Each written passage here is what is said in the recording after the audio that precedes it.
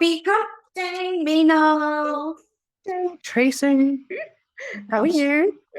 I'm good. I've just realised my microphone is far. Is that better? Mhm. Yes, Good. that's fine.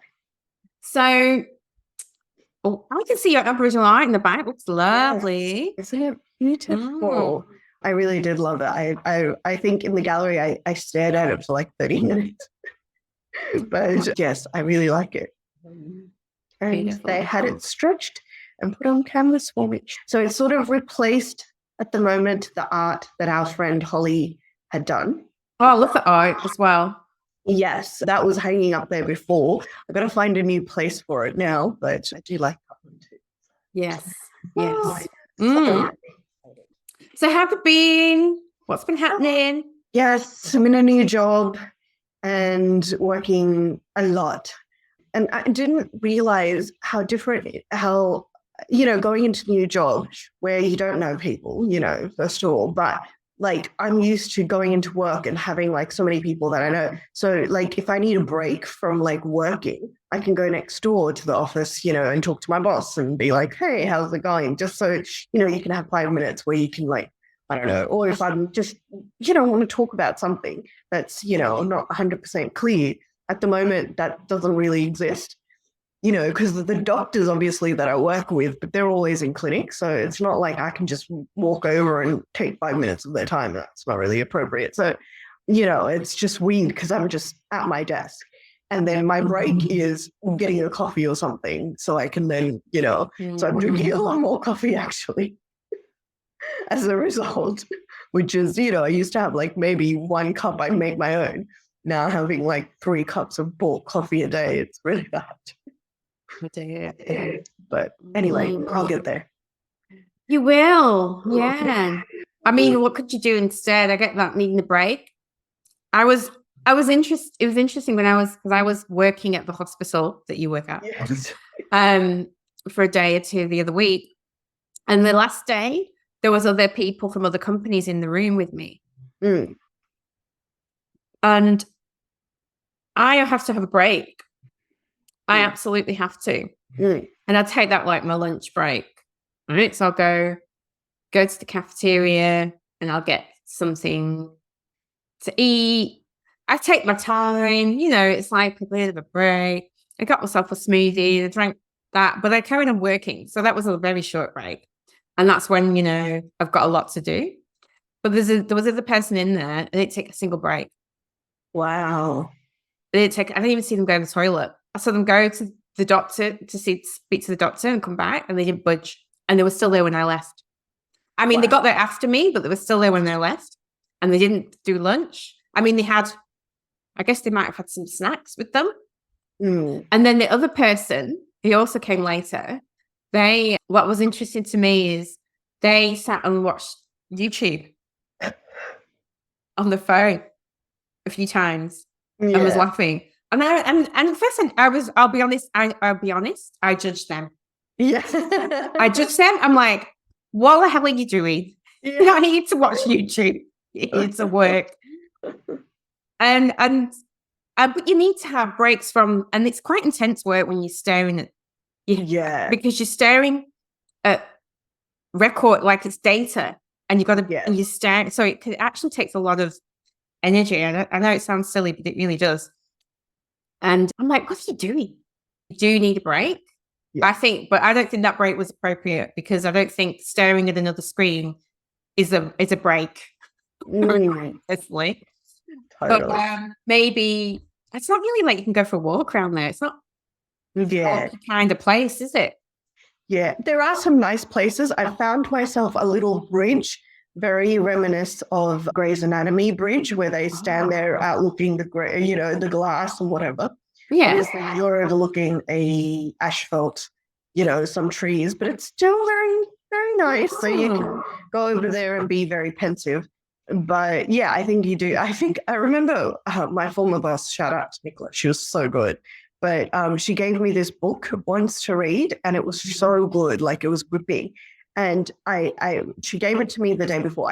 I brought it to work with me, thinking, I'll read it at lunchtime, but literally sat down and opened the book again. And I kid you not, I read that book the whole day. Like, I didn't do work. I literally read. Every time she walked into my office, I was reading. And I think towards the end of the day, and I finished that book that day.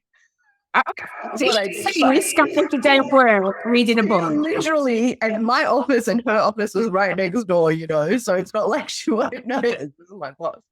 And every time she came in, she'd see me reading. And towards the end of the day, she's like, you're lucky you work so hard and I can tolerate this.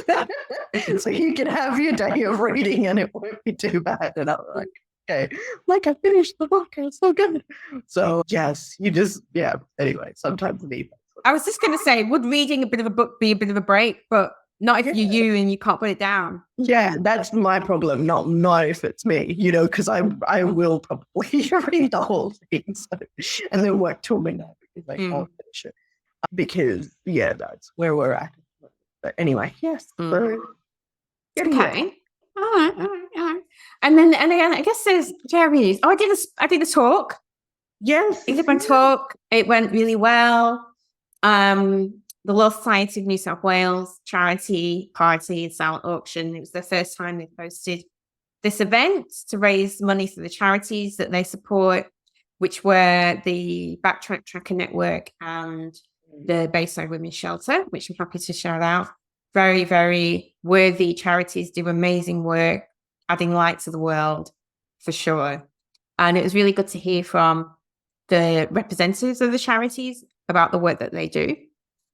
And I just love that I could be there to support, be there to give my inspirational talk at the beginning and the MC the night. It was really good fun as well. Yeah, it was great. So maybe I'll get more of those in the future. We will see. Definitely. I think you were saying that you felt like you were a lot more like smoother and talking went really well, despite the fact that I think you were quite nervous, I was, like say a week before.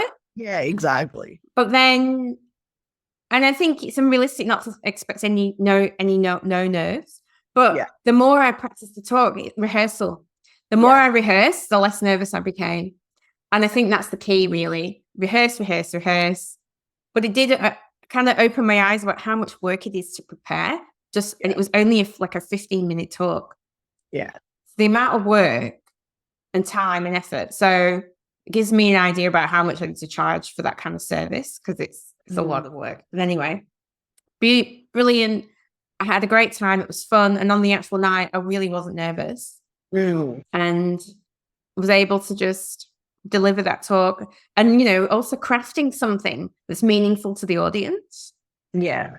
That's part of it as well, because there's a bunch of lawyers, like what that's relevant to them. Yeah. And not just relevant to them, valuable to them. Yeah. So it was about crafting something that adds value to them. So that was quite a really creative and interesting process for me, and I really enjoyed it. And I got a lot of good feedback. People came up to me afterwards and thanked me for the talk and said that it was quite inspiring, and asking me if I could potentially come and work in some of their practices. So we'll see.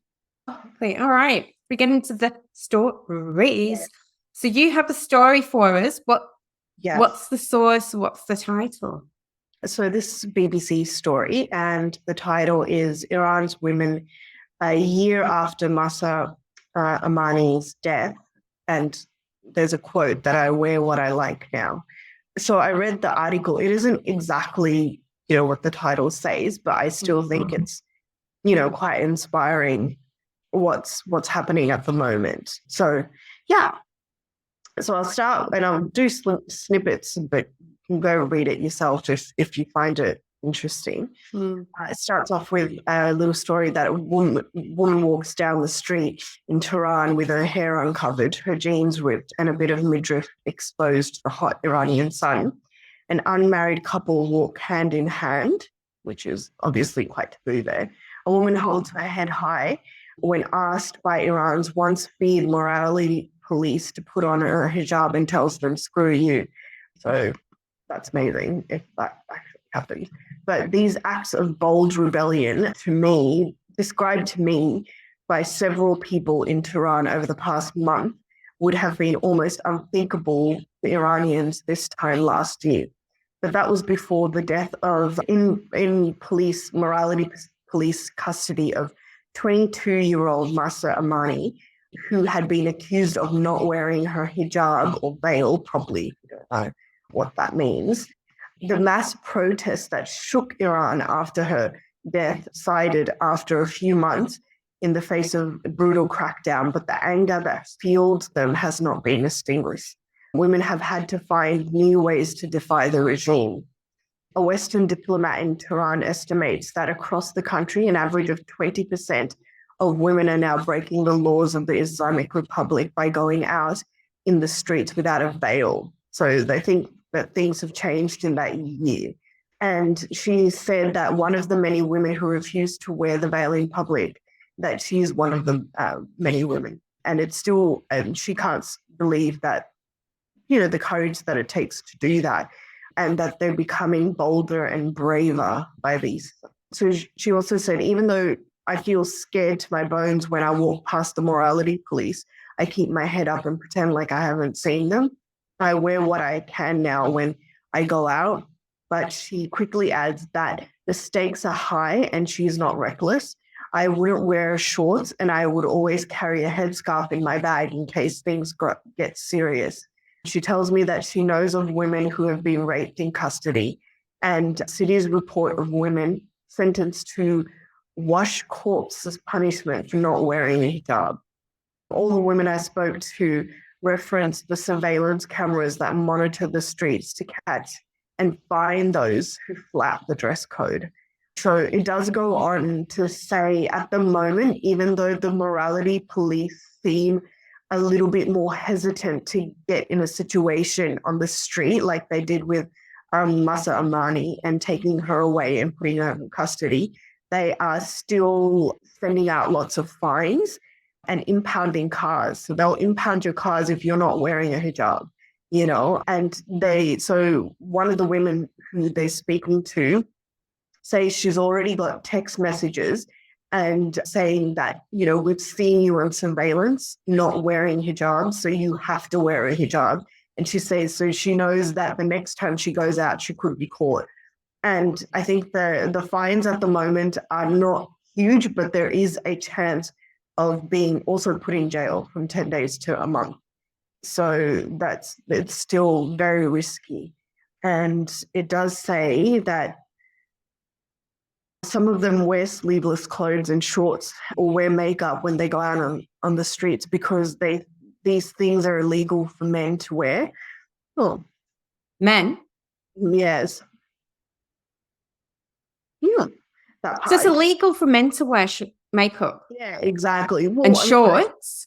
Yeah. So, I guess it's oppressive in both genders, because they did go on and say in the article that men have also, when they've seen women out, without a hijab on, have also praised them for their courage, to stand up against the regime. So that's, it's not just women who feel oppressed in the country, it's everyone, That's interesting, isn't it? So this has an Islamic regime that is in force and has been for a very long time.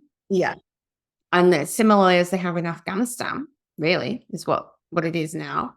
Exactly. And one of the women who they talked to was actually shot when she was protesting the Massa Amani protest. So the bullet actually entered her eye. Oh my goodness. She's actually, so she had to leave, obviously, secretly, I guess. And she went to, I think it was Italy, and then, had a health visa sort of a situation. So she's had surgery. So they could remove her eye and then put a glass eye, and she needs more surgery. So she's waiting to hear back, but she's also missing her family back in Iran, and she doesn't know when it's safe for her to go back to Iran as well. So it's So she says that, she was with her children when they were buying supplies for school.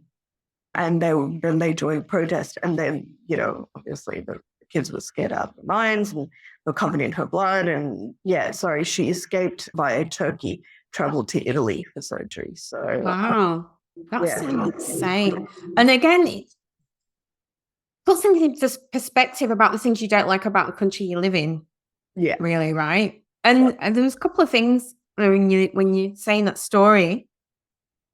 You talk about every emotion serves a purpose and is telling you something. So that anger that's spreading and that's growing, that's what I would refer to as righteous anger. Yeah. They have a right to that anger. And that righteous anger is what causes that behavior. It's promoting that rebellion against standing up for themselves on their rights to wear what they want to wear, and not have to hide their body parts. So righteous anger can be very, very powerful and is very appropriate in certain contexts.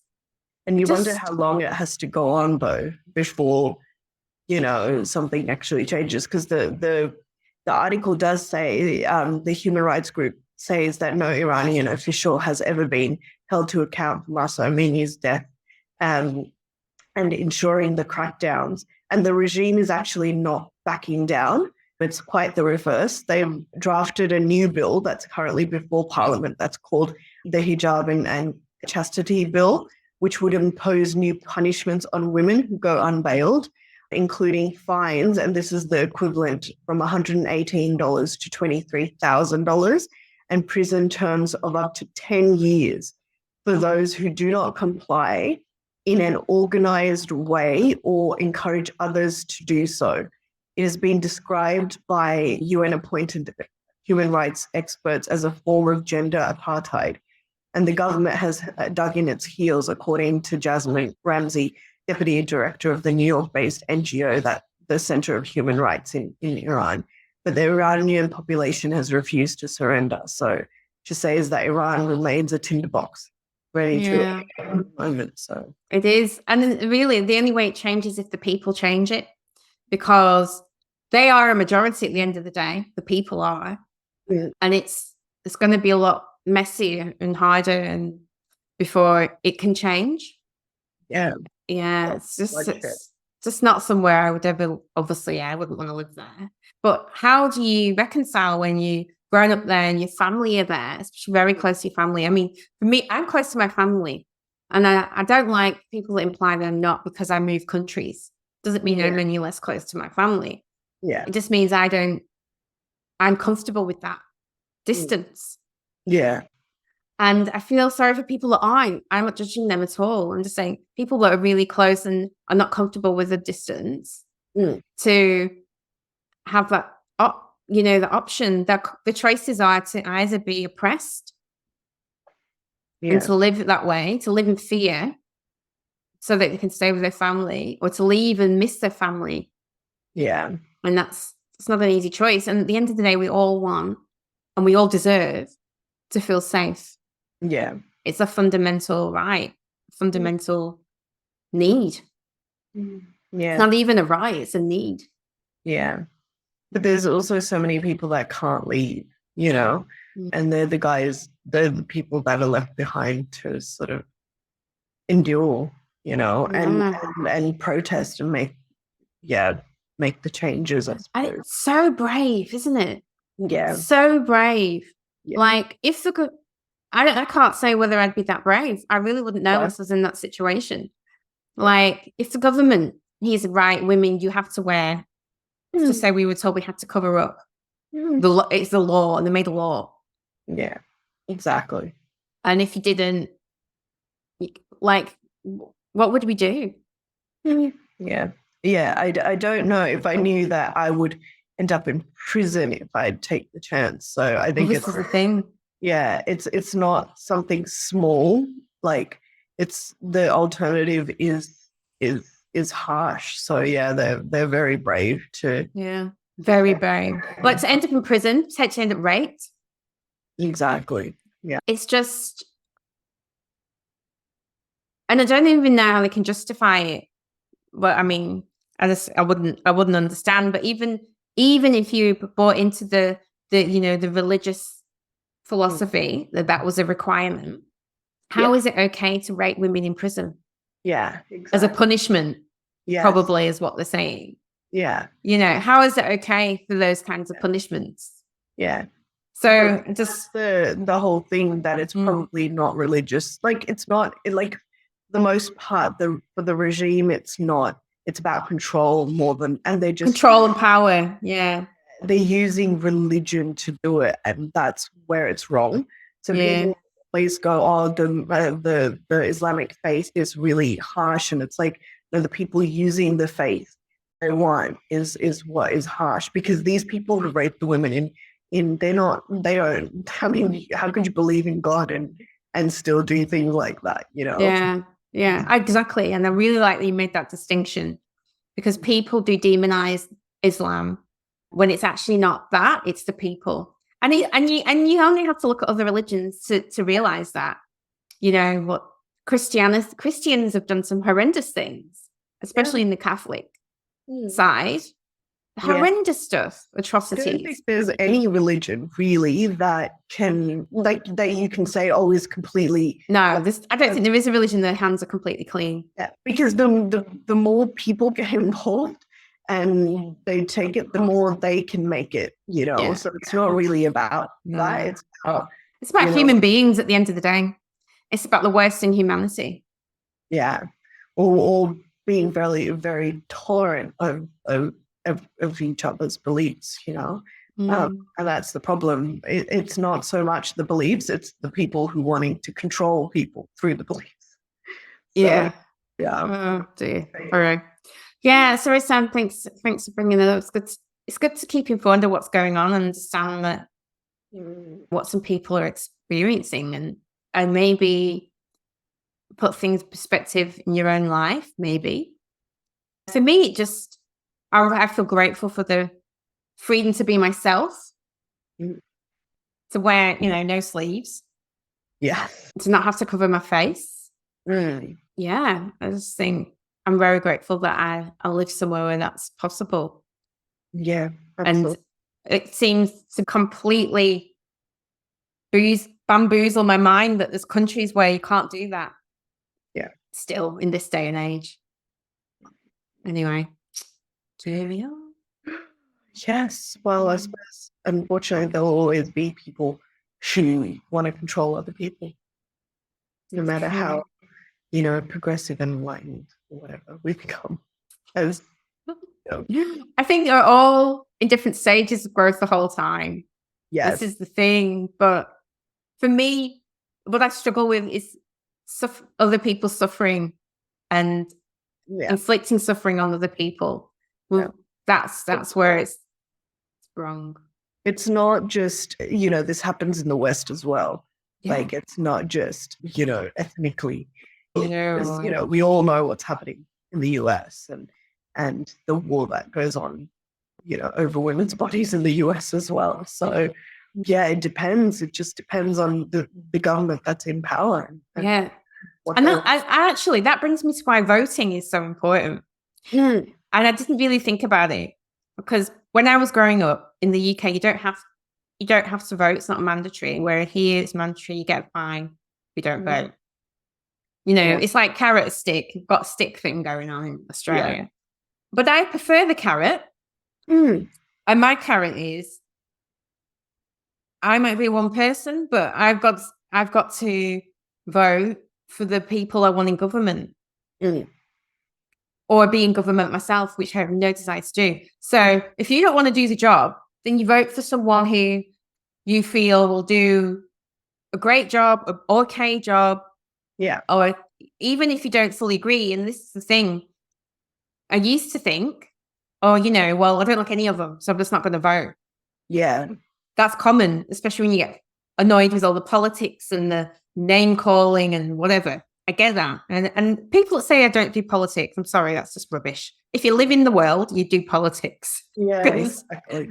Unfortunately. Because there's things you have needs and expectations. We all do. And our needs and expectations vary. And to have those met is very much influenced by government. Yeah.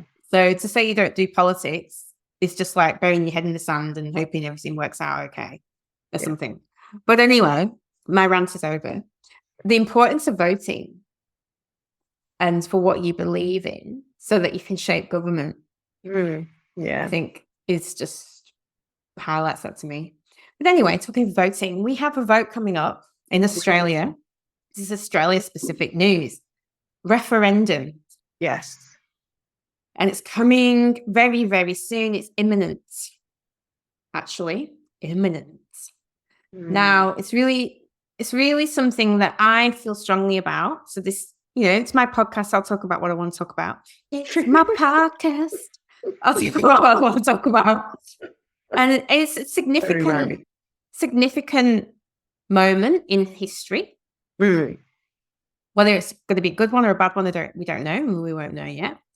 And I feel it's relevant to this podcast because we talk about inclusivity and we talk about equality and we talk about diversity, and then part of that is the rights of everyone, especially those that have been oppressed, especially those that undergo persecution and prejudice as a consistent thing.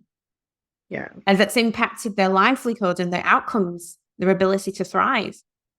Yeah. That's a big deal to me in any country. And so those are the kinds of things we talk about, right?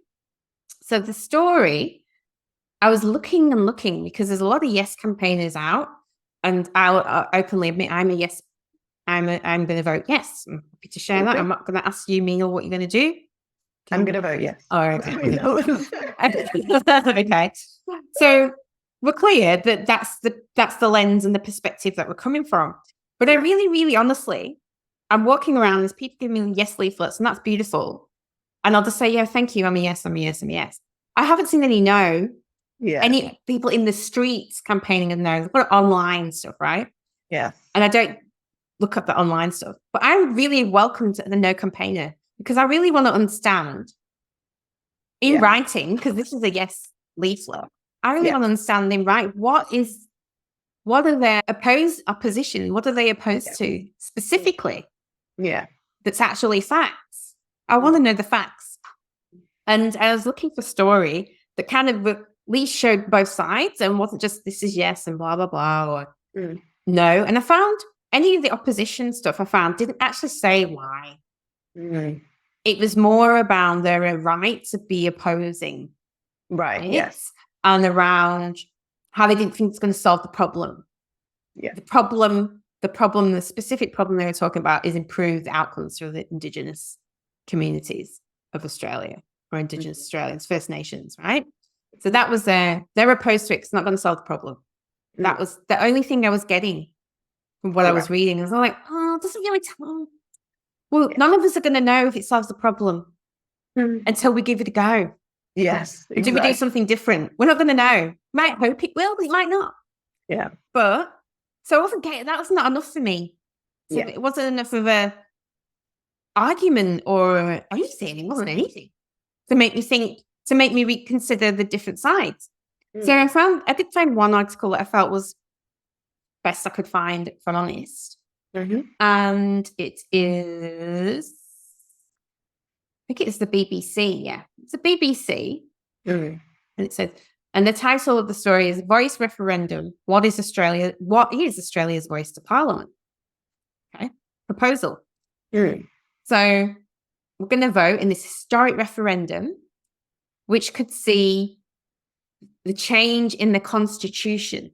So that's like the founding philosophy of the fundamental rights of the citizens, right? It has happened before. So it's not like we've never changed the Constitution just so people are like all upset about that. Yes, exactly. Right. So it has happened before, but for the first time in almost 50 years. So it was only nearly 50 years ago when it was changed last time, right?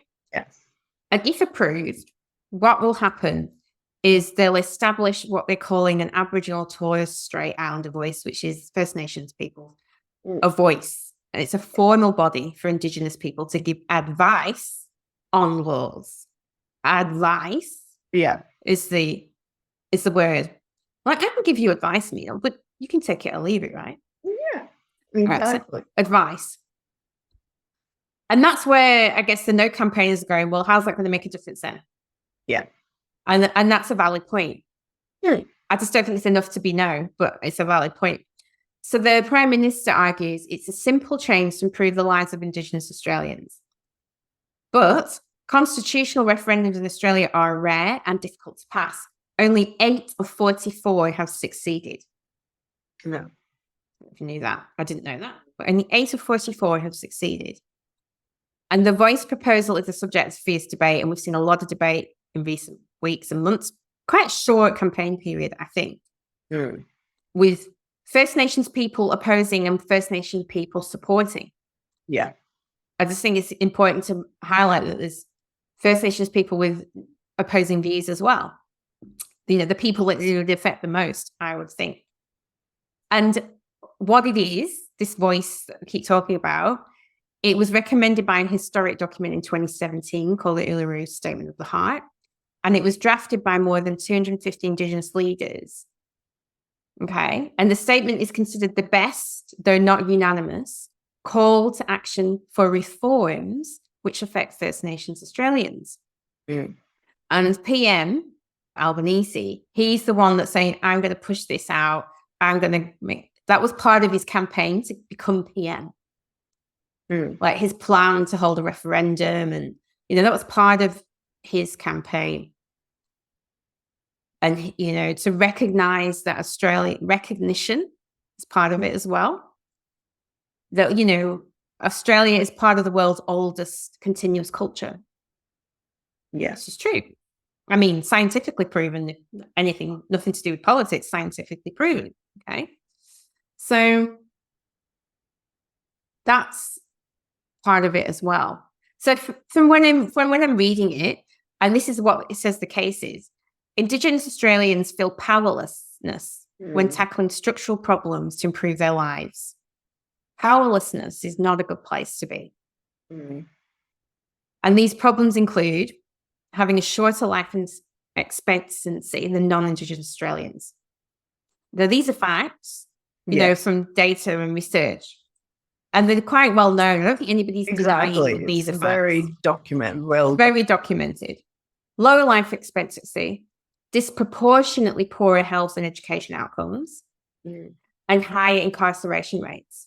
Yeah. Absolutely. And especially younger Indigenous, which is horrendous, right? And many argue this is often because of failure to properly consult Indigenous people on solutions. Now, non-Indigenous people are making decisions about communities they have never visited and people they do not know. And that was the Uluru Statement suggesting this voice, this consultation, formal consultation established, right? Now, I will go on to say as well that there is already existing consultation committees and things. And I'm trying to be devil's advocate here. Those exist. To what extent, I don't know, but they do exist in different states, territories, and they might have different things. So I guess for the no argument is, well, we already have these in place, different places. It's not made a difference. So why is this going to make a difference? Again, valid question, right? Yeah. And this is what opponents say. This is the only place I could really find like substantial information about the opposition. Yeah. Some argue that Indigenous people are already represented fairly in Parliament. It currently has 11 Indigenous lawmakers representing 4.8% of the Parliament, a slightly higher percentage than the Indigenous Australian population nationwide. So I guess they're looking at the percentage of the Indigenous population versus the percentage of the Indigenous lawmakers. So that's one, they're saying that. Okay. Yeah. Right. But voice supporters counter that MPs represent specific constituencies, not necessarily Indigenous interests. So let me think about that statement. So it means like if you're hired and you represent the Shire of Balcombe Hills or whatever, you represent Balcombe Hills, and you happen to be of Aboriginal descent or Torres Strait Islander descent. So you're not there for the purpose of representing Aboriginal or Torres Strait Islander interests. You're there for the whole constituency. So you happen to be that person. You're not representing those people. Yeah, it's just like me being the mayor of North Sydney. I don't represent Black people, only Black people. I'm there to represent the whole community. And that's my priority. Yeah. Okay, got it. So another critic say it could act like a third chamber of parliament and potentially veto legislation, but the government has ruled this out. And I don't see how that's possible if it's advice. Yeah, exactly. Okay. I think that's more fear talking than anything else, really. So that sounds like just a fear point rather than a fact. Okay. Yeah. That's what it feels like to me. So they made some other good points, but that definitely feels like a fear point. Support is not universal among Indigenous people either. We know that. Some say a treaty with Indigenous people, a legally binding negotiated agreement, should be the priority. Yeah. And I think we are the only people in the world that don't have a treaty with the Indigenous population. Okay. So that's a good point as well, right? Yes. So fair point. Well, fair point. Australia is the only ex-British colony without one. This is what it says, which is what you just said. And again, I agree. I totally agree with that, but it's not going to make me vote no. Yeah, exactly. Totally agree with that. We should have a treaty, and it needs to be the next thing. And I know you say it's a priority, but it's not even on the table. Yes, exactly. So many Indigenous Australians emphasise they never ceded their sovereignty or land, or gave it up. Yeah. There are fears that being recognised in the Constitution could amount to that. Okay. And others giving in, right? Yeah. And others argue it's just a symbolic gesture and that money could be better spent on immediate solutions. Yeah. Okay. Interesting. So this is the first time I've seen valid opposition points, except for they can veto policy. No, that doesn't seem to be a fact. Yeah. But the rest seems quite valid. Yeah. Valid opposition points if you were going to vote no. And I think if you want to vote no, you vote no. That's your right. But please be informed. Yeah, absolutely. And for me, I do agree that first of all, they do need a treaty. But I feel like people, they're just not getting there. Like people are just so opposed to that it's not going to happen. And money better spent, possibly on real life solutions. But I think this is a really good step forward in recognizing at least the fact that it might mean that they're giving in. Yeah, that's a valid point. Giving in to what?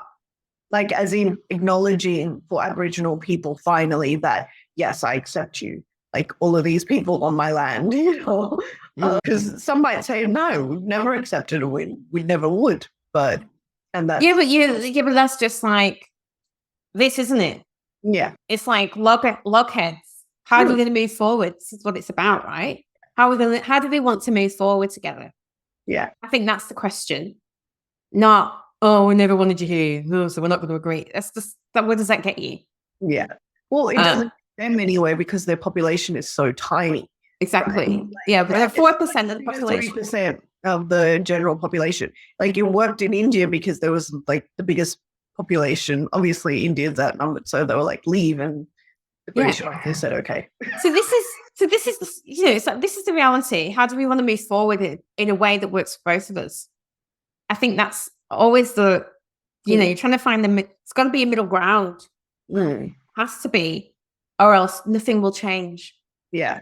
And for most people, well, I think we can't continue to oppress a whole group of people and not recognize that we're oppressing them, because the outcomes are so poor for Aboriginal compared to the rest of the society. So we are doing something wrong, Exactly. That's what I'm saying. What we're doing is not working. Yeah. So we have to do something different. And this might not be the perfect solution, but it's a step in the right direction, surely. Sure. And Surely, exactly. Yeah. All right. So what will the voice look like? It's not certain. If Australia votes yes, legislation deciding the voice will then be developed and debated. So even if you vote yes, it's not all right, we're done. It's still an evolving thing. Yeah. And one proposal suggests the advisory body could have 24 members comprised of representatives from each state and territory, the Torres Strait Islands, and remote Aboriginal communities, which I think you need to get the perspectives of remote and city, because city outcomes are so different from the remote. Some of these places are so remote, like so remote, you know, and you're like, you know, I talked to some of the doctors who have worked not even that remotely, but, you know, have gone to these places, and it's so different from what the city is like, that if you live in the city, I don't think you could understand the problems of those Indigenous communities. Yeah. And that's a bit of a, what's the word? I don't know what the word is, because the people probably affected the most probably don't live in the cities. Yeah. Probably in the most rural, you know, areas. And the people with the most power, because of just sheer volume, because they're all living in the cities. Yeah. So it's kind of like a tricky one, that. I know, but that's why I feel like if it's possible to have an advisory committee built up of all those different, represented by all those people, it's got to be a step in the right direction, because the government in the cities just can't possibly have an understanding of all those problems. I mean, I didn't even know. I think I was on a conference call with one of these oncologists, that his area, so, you know, we have so many oncologists here in Sydney, his area that he covers is the size of Germany. He is the one oncologist covering size of Germany. Yes. Like, oh, wow. This is what we're talking about. Like, when you think about it, you're just like, well, that's uncool. Like, and it's not surprising that there's poorer health outcomes, right? Yeah. Exactly. I mean, I'm sure it doesn't have the population of Germany, but the side, just the sheer sticks of getting to those people is just so, you know, crazy that, again, unless you're there and you're aware, how are you going to help design something for those people? Yeah. So you need to consult. I mean, you know, you could argue you can consult with the people working there, but it's still better to consult with the Indigenous people about what's going to work for them. Exactly. Because I think consulting people who work there has happened for a long time. Like, there have been programs and systems in place to help, but because you don't know the community themselves, you're putting in place like programs that they're not going to use and are not helpful, and that's what tends to be happening, right? Yeah. Okay. So the growing need for representation on solutions. Yeah. This is what it is. It's about representation for solutions, and they've only got an advisory power. They haven't got a veto power. They've got an advisory power. Yeah. Okay. I'm glad sometimes we have to tell people you're not giving away too much of your power just to make them feel a bit better, you know, about like voting. I think that, again, you're right. It's about power, isn't it? Yeah. It's about, we're not taking it away from you. It's okay. We're only giving them a smidgen. You know, so it annoys me a little bit, but when you look at it that way, yeah. And then, this is interesting. It said, are there any global comparisons? Voice advocates compare it to the First Nation parliaments in Norway, Sweden, and Finland for the Sami people. They're not parliaments in the traditional sense. They are mostly consultative bodies which do not have formal legislative function. In Finland, for example, the government negotiates with the Sami parliament on specific matters like land management and legislative or administrative changes affecting Sami culture. However, Finnish laws don't prevent government authorities from forging ahead without negotiations. So it's about advisory and whether there needs to be any negotiation, or it's all, I guess, that part of it, working that out. But even if people voted yes, that doesn't mean that it's absolutely they're going to have more power. Well, a smidgen more than what they have, as you said. Why is referendum needed? Advocates say the voice needs to be enshrined in the Constitution rather than legislated. Such a change cannot happen without a referendum.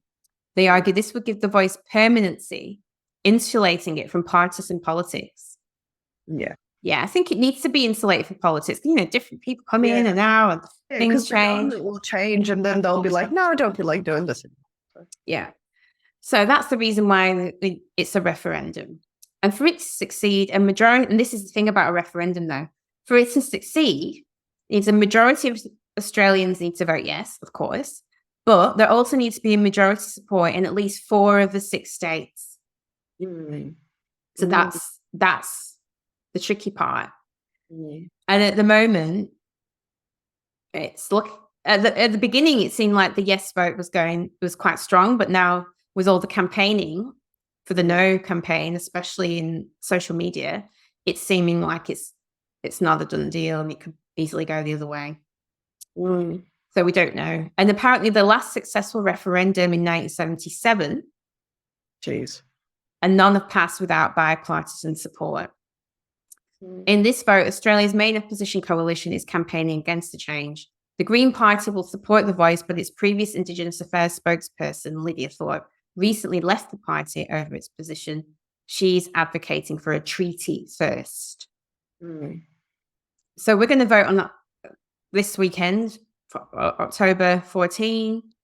We asked to write yes or no, and we'll see what happens, I guess. So there you go. Vote, people. Yeah, vote. And either way, be informed. And I'll be honest, I don't inform myself very much, especially changes of government. I do a last minute thing where there's a particular news source that does an overview of each candidate. I go and read that, and I go, right, whose philosophy do I believe, and what are they talking about? And then I'll go and vote. But I don't really get more into it than that, because you've got your parties generally have a general feel, an overview about who you want to align with. You might not agree with everything, but mostly agree with most of it, say. And that's how I vote. I'm not fully engaged in it all the time, all year, I'll be honest. But that's about the Constitution and the whole thing. And I've done as much research as I can, because I want to make sure that I'm making an informed decision.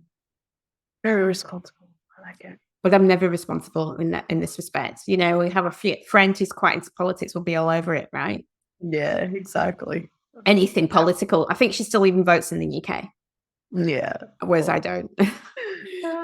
Geez, so you're saying Brexit happened and I didn't vote? Well, I don't think, because I personally don't feel I have a right to vote there if I don't live there anymore. That's my personal opinion. I don't have the right to vote if I don't live there. I live here. This is my home now.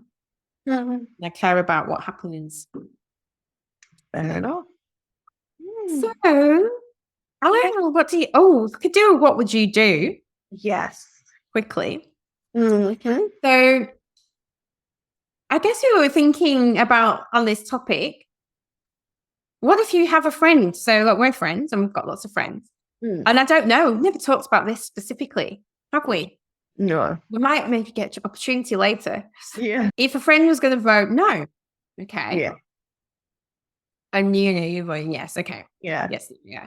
And then somebody else, because I would never say this, and the reason I'm saying it is because it was a story. Somebody said, if you vote no, you're racist or stupid. Now, I'm laughing. It's not funny. Yeah. It is funny. It is funny. I'm laughing because an academic, Marcia Langton, who says she's been misreported, had used those kind of words. And so that's been all over the media. And, that's a very confrontational, polarizing, antagonizing remark. And so when I looked at the story, she's defended herself by saying she wasn't saying that. That's not what she was saying.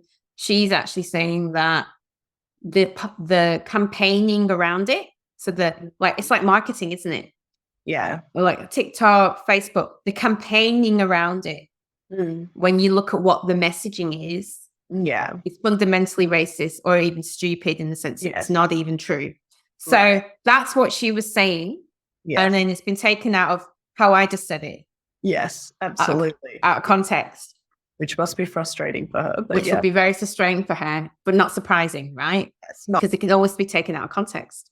Mm. So that aside, I thought that would be an interesting what would you do if in our friendship group, you know, we've got people with opposing views, and if a yes person, and we're yes people, came out and said, just racist or stupid, the no voters. Maybe they even said that without realizing that there's some no voter friends there.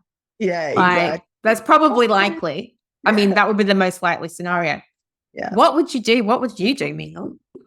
Yeah, I think I would say that it doesn't necessarily mean, most of the time, I don't think it is people that are racist or stupid.